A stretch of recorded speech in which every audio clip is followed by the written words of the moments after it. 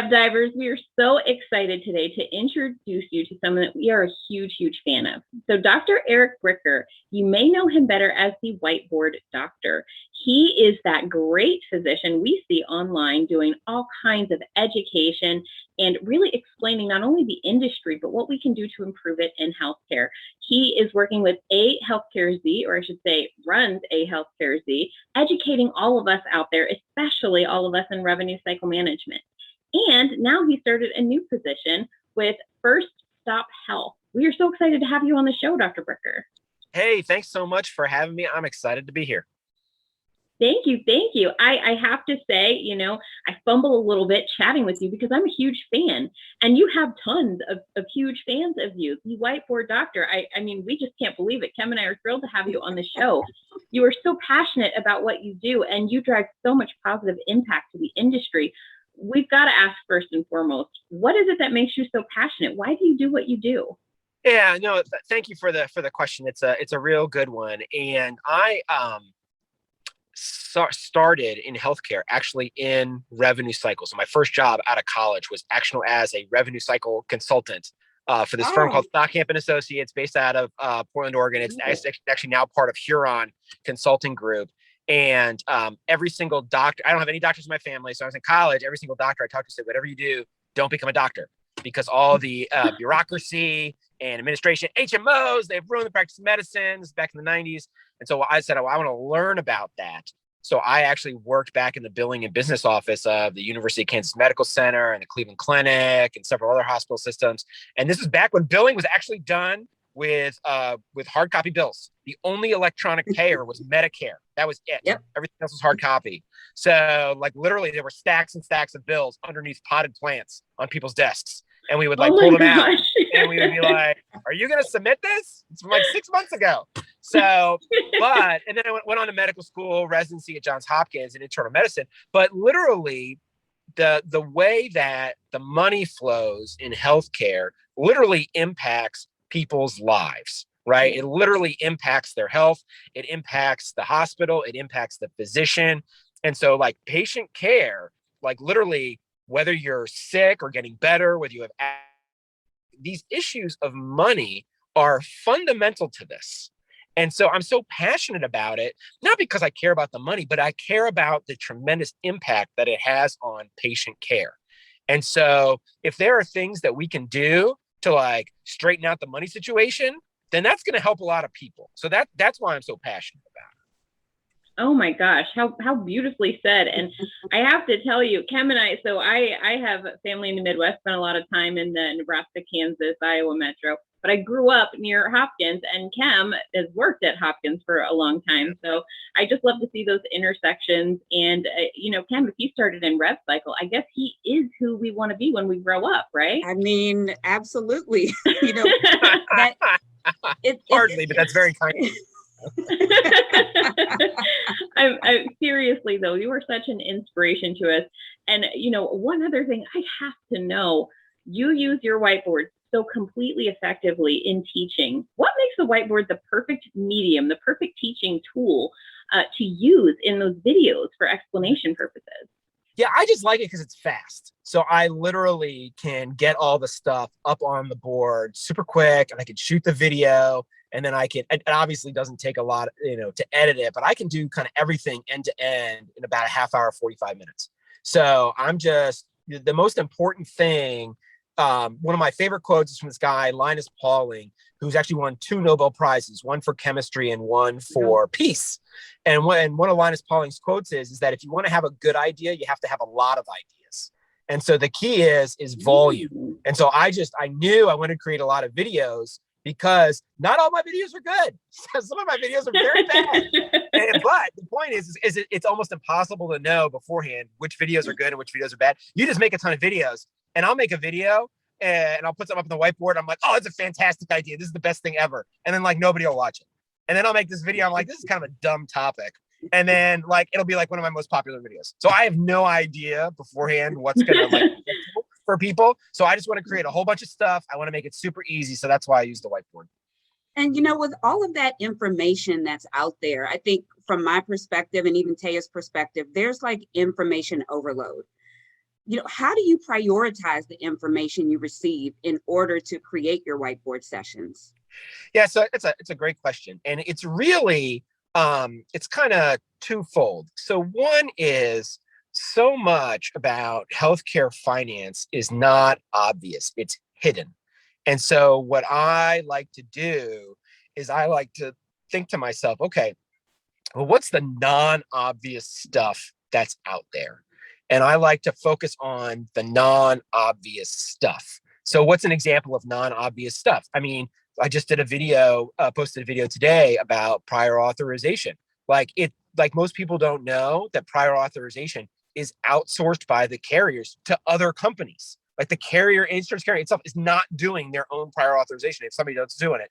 Okay, so that's not obvious. Okay, what else is not obvious? What else is not obvious is that, okay, the clinical requirements for those prior authorizations, whether you can or cannot have surgery or an MRI, guess what? Those aren't even created by the prior authorization outsourced vendor. There's another layer behind that. And so it's about, as is the case in many other areas in life, it's about turning over rocks. And so I think to myself, okay, what are some things that people just don't know about? And I try to bring light to that stuff. And that's why I kind of jokingly say that my videos are so boring, right? Because most stuff that's in the news intentionally is like flashy. Because if you're in the news business, you're in the attention business. You're trying to get people's attention, put ads on it, blah, blah, blah. And so the stuff that is more sort of hidden, it's kind of boring, but it really drives so much, because everyone's had to deal with a prior authorization issue, right? And so it's like, the question is really why. If you start, you probably heard of that technique of the 5 whys. You keep asking why. Well, why? Well, why? Oh, yeah. You just keep getting into that. So that's one. And then the other one is actually like the video that I just did about the price transparency law and why the prices are so different at the hospitals, is really, it's taking a topic that's, quote unquote hot in healthcare, but talking about it in a way, again, that is not necessarily talked about in the mainstream media. And I don't mean mainstream media like in a pejorative sense. I just mean like, yeah, but there's kind of more going on there, right? If you're a journalist, it's almost impossible to have the full sort of scope of understanding when you're reporting on this stuff. Like, that's not my point. My point is that, well, there's kind of something else, going on here in this news story, and to try to take those news stories and put them in more context. So like one of my most popular videos was around when the CEO of United Health Group resigned. And it's like, well, there's kind of more going on there than, what they actually, were talking about. So let's kind of dig into that. So, and I kind of jokingly say, I'm like, look, I've been doing this since December of 2019. And here we are in the summer of 2021. So it's kind of almost 2 years now that I've been doing this. And it was December of 2018. So it's actually almost 3 years that I've been doing this now. Wow. I'm just getting warmed up. Yeah. I got decades of material to go. I mean, this is what, trillions of dollars. It's almost 20% of our economy. I mean, I'm just getting warmed up. You're going to see me with like a walker in front of a whiteboard. So I'll have like the little tennis balls on the bottom. So I'm going to be doing this forever.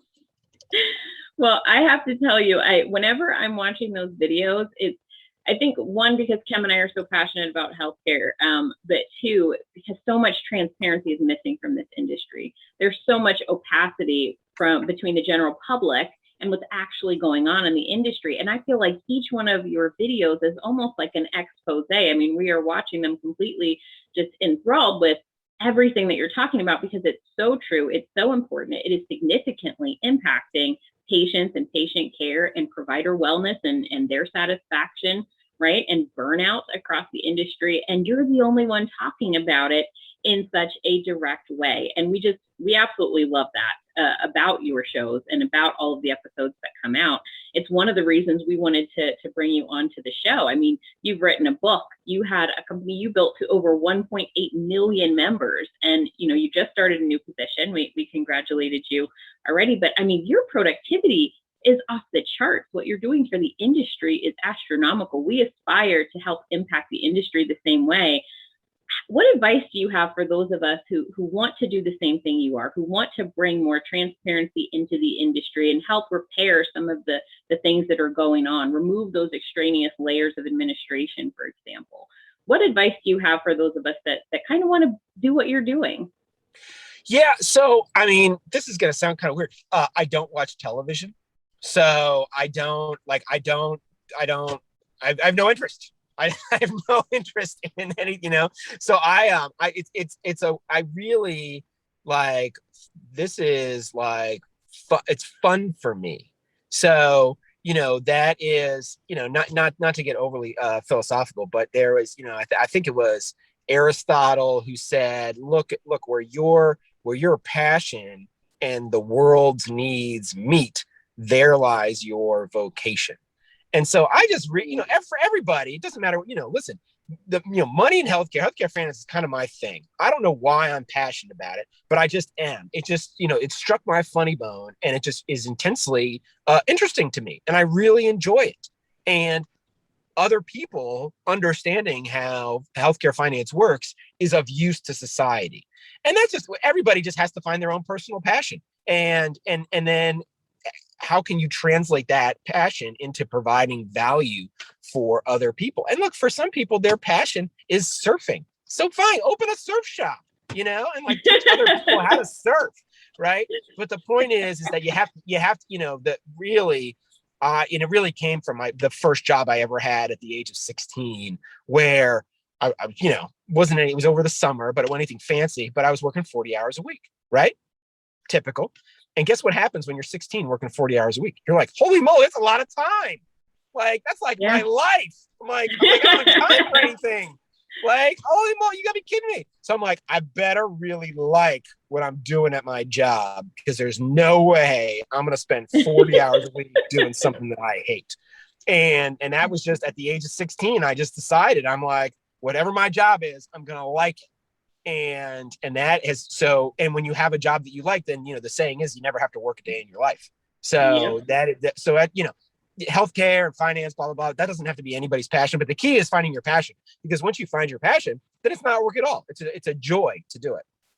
Yeah, I totally agree. And I think for the most part, everyone who is in healthcare is in it because they're passionate about serving. They want to serve others. And whether that's, a front office receptionist, a physician, a nurse practitioner, a coding specialist, we're all here to serve. And what we're seeing right now in the industry, I think, are so many opportunities that have come out of the unfortunate pandemic and the public health emergency, right? We're seeing a shift to telehealth. We're seeing shifts in innovation, which can obviously only help our patient population, but we're also seeing threats, right? And those threats are financial. Those threats are patient care, regulation. From your perspective, because you are so ingrained in trends in healthcare, what do you think are the top maybe 3 threats that we all need to be mindful of? And what are your ideas on how the industry should tackle those threats? Yeah, so it's a great question. And to a certain extent, not innovating and sticking to the status quo is actually probably the biggest threat. So being tied to the past and not changing, and really the way that so let me give you a concrete example of that. The pandemic has highlighted how, if you have, so we talk about things that are not obvious, right? The key economic driver for a hospital system is commercial insurance reimbursement in 3 service areas. And those are musculoskeletal, i.e. orthopedics and spine, cardiovascular, cardiology stuff, and cancer. Okay. Now, not Medicare, not Medicaid reimbursement for this, but specifically commercial insurance, i.e. employer-sponsored health plans for those 3 services. And the vast majority of those 3 services, especially on the musculoskeletal side, are elective. And so we saw with the pandemic that those elective orthopedic and spine procedures were canceled. And when that happened, the main economic driver for that hospital system to the model for how they make money is through those procedures. And when that volume went away, then their entire economic model of a fee-for-service hospital system built on commercial insurance payment for 3 areas, it fell apart and it fell through the floor. Dr. Bricker, I'm sorry, I have to pounce on that for a moment, because when you think about you called it like mainstream, right? Mainstream ideas would have never uncovered those 3 factors that you just pointed out. There's so many other factors, I think, that most folks attributed the financial downturn of hospitals. They did not attribute it to those 3 areas. So you hit the nail on the head when it comes to, kind of uncovering those rocks and really bringing to light things that are not mainstream. I'm so glad that you brought that up. I just had to tell you that. Well, and this is what, this is to a certain extent, okay, what I just told you is not rocket science. Every single hospital CEO knows this. Every single hospital CFO knows this. Every single hospital head of patient financial services or patient billing understands it. So like you go to the hospital financial, HFMA, Hospital Financial Management Association of America, right? You go to one of their meetings, every single person in that meeting knows what I just told you, right? But the point is that is not spoken about. Okay. That is not, we do all this stuff for labor and delivery, and we do all this stuff for, in the emergency room. And it's but let's get down to brass tacks. Like, what is it that drives the financials of a hospital? And it's what I just told you. And they know that. Okay. So now to your question about the threats, smart CFOs and smart CEOs realize that that's a huge risk. And it is not smart to have your financial foundation for your hospital be in commercial insurance for 3 service areas. That's a bad idea.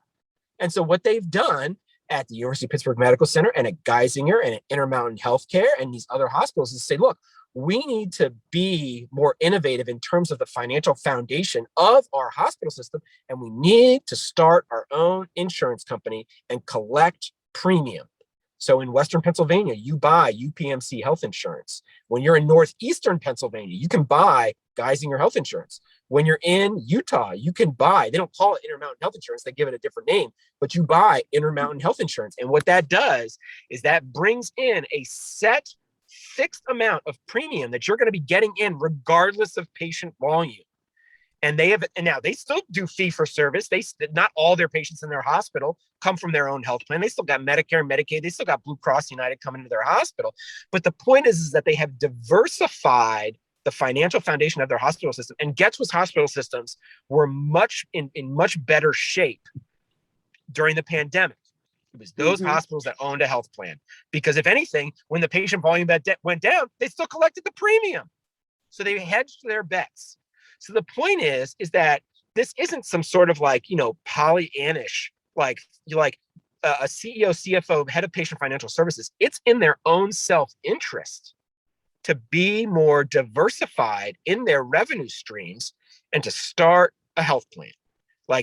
Again, this doesn't have to be some sort of do-gooderness, right? I mean, literally, it's a good idea for your own personal job security. It's a good idea if maybe you thought about doing that. And I think that private practicing physicians could take that advice as well, diversifying. So yeah, that's wonderful advice in terms of tackling a threat. Cool. Yeah, I think that, when the pandemic really, started to pick up speed, so many of us were scrambling to figure out how to stay afloat and, changing workflows and looking at the financial models. And so to your point, Kim and I have a lot of these discussions, at least on the denial side. As much as you can do from a preventive standpoint to protect your organization, that's what you should do. So if that means, diversifying, do that. If that means doing extra work so that you are preventing, denials from happening, you should be doing that, right? If like right now, staffing and recruiting is becoming a huge issue. So you should be focused on corporate culture and employee retention. So I think that what you were talking about, in this very specific example, permeates through so many sections of the organization also. So definitely key for all of our listeners. And I have to ask, you are obviously well educated. You've spoken, you've quoted many people. It's clear to me that you either read a lot or do a lot of audiobooks or that you enjoy something of that nature. Apart from our book, obviously, I'm sure you love that one. Nobody wants to read anything other than our textbook on revenue cycle management when they're going to sleep at night. It's a great resource, but what would you recommend our readers take a look at to shift their vision, to get that new perspective or to maybe get that motivation to do these things in their organization? Yeah, so you're right. I don't know who said it, but somebody said that if you want to see if somebody is going to be a good leader, the first thing you need to do is ask to see their library, their own personal library. So you gotta read books. If you don't read, it's essentially the same thing as not being able to read. And so I do audiobooks because I am in the car a lot. And so obviously I can't read them with my eyes, but I can listen to them. Me too. I also live on a small farm. And what do you got when you got a small farm? You got a lot of chores. So I'm always listening to audiobooks while I'm doing chores with animals, changing the bedding for the chickens or doing their water, whatever. Right. So you got to constantly educate. And that was really the sort of fancy term that is used is being autodidact. You have to be able to teach yourself. And if anything, honestly, I think that was actually what I learned the most about in medical school. Because when you graduate from medical school, believe it or not, you're actually an idiot. Like you actually do not know you don't know how to take care of patients at all. Like if someone's like, oh, I just graduated from medical school, like run away from that person because they don't know how to take care of patients at all. Right. But, during your residency, it's like, that's where you figure out how to actually do patient care, right? So fine. But when you finish your residency, there's in no way, shape, or form that what you know at the end of your residency is going to allow you to be a good physician 5 years, 10 years, 15, 20 years down the road. You have to constantly be learning. And if they taught us anything in medical school and residency is that, look, the responsibility to do that learning is on you. No one's going to spoon feed you about that, right? Seek and ye shall find. You got to be a seeker. Like it doesn't say be a spoon feeder and you shall be spoon fed, right? I mean, you got to seek this out. So the key is, and so what does that mean? The fancy, that's just a fancy way of saying you got to be curious. So I'd say that curious, and that was a famous Steve Jobs quote, right? Steve Jobs said, stay curious. So I think curiosity goes a long way. And look, some people just aren't curious. It's just not in their nature. Like, and that's okay. Like you can't force somebody to do something that's just not in their nature. But if you're curious, then the world is your oyster, especially now that we have the internet and YouTube. And I will just tell you that one of the best things to do, honestly, if you're curious about something, honestly, is to use YouTube as a search tool. And you specifically want what you do. And I'll give you a little tip. The YouTube search automatically goes by relevance. So what you do is you go into YouTube and you turn that off and you switch it to view count. And by doing that, it turns off the YouTube algorithm of what is quote unquote relevant, because YouTube doesn't know what's relevant to you. Right. What you want to use is you want to use view count, because that's like people voting with their eyes. Like they're like, I've watched this. And it's fascinating. It's fascinating what happens when you switch it from relevance to view count, and all sorts of videos pop up that you would have never expected before. And people have made videos about everything. I mean, you name it, literally. People have made videos about everything. One of my most popular videos was one about about Steve Phoebus, the CFO of Pullman Regional Medical Center in Washington State, where like he's presenting to the executives and the doctors at the hospital, and he tells the truth. Like, it's a YouTube video of a hospital CFO telling the truth. It was like jaw dropping. Like, I've never seen anything like it. And and what's interesting is when I find these videos on YouTube and then I make my own video about them, they then take the video down. That's happened multiple times.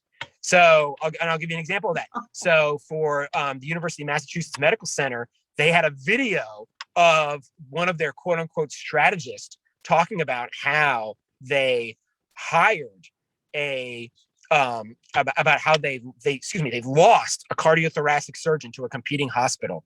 And as a result, they lost all of the cardiologist referrals to their hospital because the cardiologists were loyal to that cardiothoracic surgeon, not to the hospital. Wow. And so what they did was they went around the cardiothoracic surgeon and they knocked on the doors of all those cardiologists. And they said, hey, you guys need to keep sending your patients to the University of Massachusetts, not to that cardiologist who went to that competing hospital system. And they succeeded. They succeeded in getting those cardiologists to get the referrals. So referrals are a huge deal. I mean, referrals are gold for a hospital system. Yeah. And so the point is that referrals don't happen by accident. Referrals are an intentional strategy by a hospital system to drive patient volume. And the University of Massachusetts had a problem where they lost their referrals because they lost their cardiothoracic surgeon. And then they strategically went out to cardiologists to get them to refer back to the University of Massachusetts Medical Center. And their strategy person admitted all of this in a video. And I talked about that in one of my videos. They took the video down. Wow. It is hard to get information out there, and it makes you wonder, why take the video down? Because they don't want people knowing that the cardiologists actually liked sending it to the cardiothoracic surgeon, and that it was only when they were wooed by the hospital that they changed their referral pattern. That if they had left those cardiologists alone, they would have kept referring to the cardiothoracic surgeon that they liked and that was giving them good service and was treating their patients well. And so that, at the end of the day, listen, it's an important point to think. You think, oh, I'm just getting this referral. Patient referrals are like a finely choreographed dance. They are. Okay. Like people don't just randomly get on stage and perform a choreographed dance, right? Yeah. Like they do it because it was trained. It was a plan. And referrals are a plan. So people need to understand that referrals are a plan. And I also think that referrals are built on relationships as well. And cultivating those relationships, there's so much that goes into that cultivation. Good service, good care, quality, communication. So yeah, I mean, we totally agree with you. I'm thinking about where we're kind of going in terms of leadership in healthcare. You are obviously a teacher, right? We kind of see you as a teacher, as an educator. Both Taya and I think we see ourselves as teachers and educators as well. We develop a lot of content. We deliver a lot of, programs to our colleagues and to others. And in doing so, we obviously have opinions, right? But there are times where we have to be objective. And you have a really keen way of remaining objective in your whiteboard sessions. What's your secret to avoiding confirmation bias? Yes, that's a great question. So I will tell you that probably the most important class I ever took in high school, I took a journalism class. I wrote for the high school newspaper.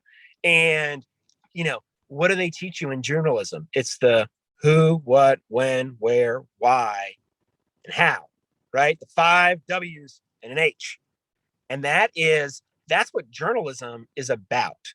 And it's about reporting what is. It's not reporting what you want it to be. And actually one of my mentors is a investigative journalist for ProPublica. His name's Marshall Allen. He's a friend of mine. And he himself does this. He's like, it's very important this is him talking. He's like, it's very important for me as a journalist not to look at things the way I want to see them, but to look at them the way that they are. And so that is, I just want to say that is a conscious, and you have to consciously do that, right? Because we're all biased. Like I'm biased. Everybody's biased. And the point is you have to recognize your own bias and then actively work to negate it or to do something about it or to minimize it. Okay. So probably the easiest way to do biased instruction or to do biased reporting or biased teaching is to not acknowledge the fact that you're biased, right? And just be like, look, I'm biased. I am. I admit it. I confess I'm biased. And then once you confess that, then you say, okay, well, what can I do to address that? Well, there's some very basic things you can do to address that. Put yourself in the other person's shoes. Argue the other side of the point. Again, it was somebody who once said, a truly, a truly, good mind is capable of arguing against their own point. Right? You have to be able to argue against your own point. Maybe I'm wrong. Very true. Let's talk about why I might be wrong. Right. So, because and I apologize, I'm giving you a gazillion quotes here, but also Teddy Roosevelt, president, said, look, I'm only capable of being right about 75% of the time. Anything beyond that, that's pretty good. I think probably most people in America probably think they're right more than 75% of the time. And here you have a president of the United States who's like, I'm probably only right about 75% of the time, right? So, chances are there's a good quarter chance, if not more, that, everybody, all of us is wrong. And so you got to inspect that. So anyway, a long-winded answer to your question, but the point is that you do it intentionally. You stick, like just in this article I did about the 5W, about the New York Times and that price transparency article, the New York Times article, they completely left out the W of the Y. And I'm like, so to a certain extent, that's why it's important for us to be seekers, because we can't just passively rely on other people answering the 5 W's and the H for us. We have to do our own kind of what's going on here. So anyway, Miss Petrides was our high school journalism school newspaper sponsor. So I guess you can credit Miss Petrides with it. We will make remember sure her that. name. That's fantastic. Wow, that's fantastic. I also think about all of the biases that we come into healthcare with and trying to leave those biases at the door. Wow, you just said a mouthful. There's so many thoughts that I have. I wish we had more time to go to go deeper into that. Hopefully we can bring you back again to talk more about that. So Taya, I know we're kind of wrapping up here. Just wanted to see if you had any final thoughts for Dr. Bricker before we kind of close out. I just want to say thank you so much, not only for taking your time to chat with us this morning, but honestly for all the contributions inside and outside of healthcare. Even just tackling the price transparency discussion, just that one discussion and providing additional education and insight is going to help so many, and you've done that across thousands of topics. So thank you so much for all of your contributions and of course for your time today. We are very grateful.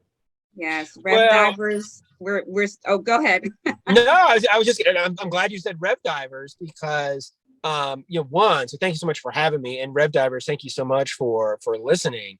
And, I would say that, what you, and I literally would sit down with patient accounting reps in, 1998, and I would work through the bills with them. And honestly, one of my favorite departments in the billing office was the self-pay department, right? Because you would see literally the impact on these people's lives of, bills for $5,000, $10,000, $50,000 for somebody who's self-pay.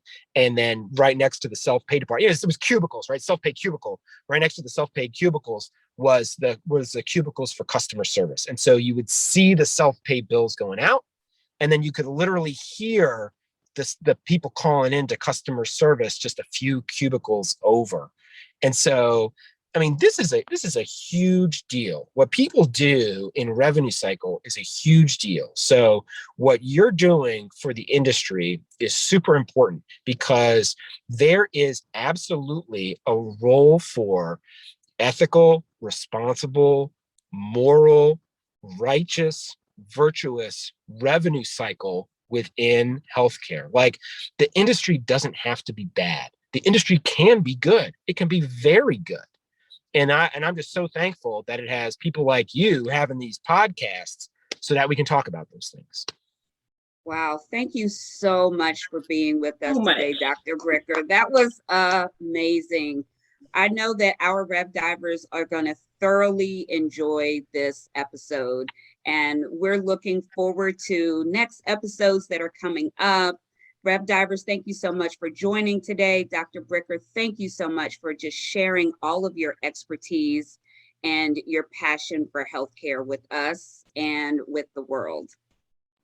Thank you. All the best. Thanks.